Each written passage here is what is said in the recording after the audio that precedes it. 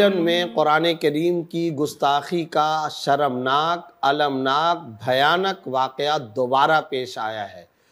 اس موقع پر اہم ترین مطالبہ اور امت مسلمہ کا اطمینان اور دلی ترجمانی صرف اور صرف یہی ہو سکتی ہے کہ قرآن کریم اور صاحب قرآن اور تمام آسمانی کتابوں اور حضرات انبیاء کرام کی توہین پر پابندی کا عالمی سطح پر فوری اور ہنگامی طور پر قانون بنوایا جائے، اور فوری اور ہنگامی طور پر OIC، عرب لیگ اور تمام اسلامی دنیا کو اس سلسلے میں فوری اور مؤثر قدم اٹھانا چاہیے۔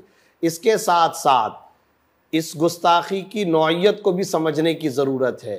اس ملعون گستاخ نے اگلے 10 دنوں میں دوبارہ گستاخی کرنے کا بھی اعلان کیا ہے۔ سوال یہ پیدا ہوتا ہے کہ کیا ایسی گستاخیوں کے اعادے اور تکرار اور بارہا کرنے کی صورت میں بھی پوری دنیا کے اندر مسلم حکمران منہ تکتے رہ جائیں گے، اور کیا مسلم دنیا منہ دیکھتی رہ جائے گی؟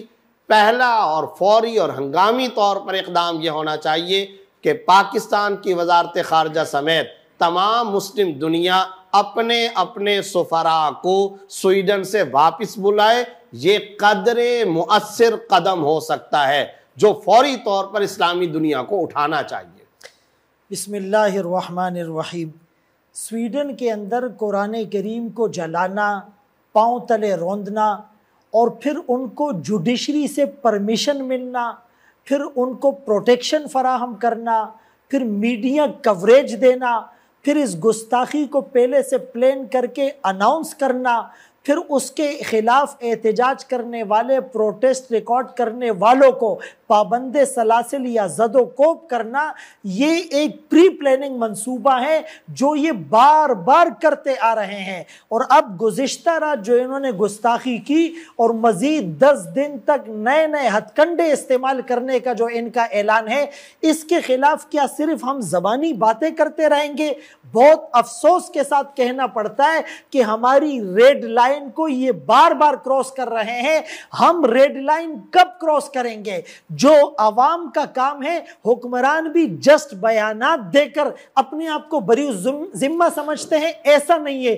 جس آدمی کا جو ایلیجیبلٹی کرائیٹیریا ہے وہ اپنی رسپانسبلٹی کو سمجھے، اور وہ ایک تو ان کے سفیر کو واپس بلائے، اپنے سفارت خانے جو ہمارے ملک میں ان کے اس کو بند کرے، تیسرے نمبر پر احتجاجی مراسلہ بھیجے، چوتھے نمبر پر ان کا بائیکاٹ کرے، ان کی مصنوعات کا بائیکاٹ کرے، اقوام متحدہ میں اس پر آواز اٹھائے، OIC بھی خدارہ کچھ ایکشن لے۔ 58 اسلامی ممالک کی افواج کس مرض کی دوا ہے؟ اگر ہم ایسا نہیں کریں گے تو آنے والا وقت پکار پکار کر یہی کہے گا، دے موج حوادث ان کو بھی 2-4 تھپیڑے ہلکے سے کچھ لوگ ابھی تک ساحل پر طوفان کا نظارہ کرتے ہیں۔ اللہ ہم سب کو دینی حمیت نصیب فرمائے اور ان گستاخوں کو اللہ نشان عبرت بنائے۔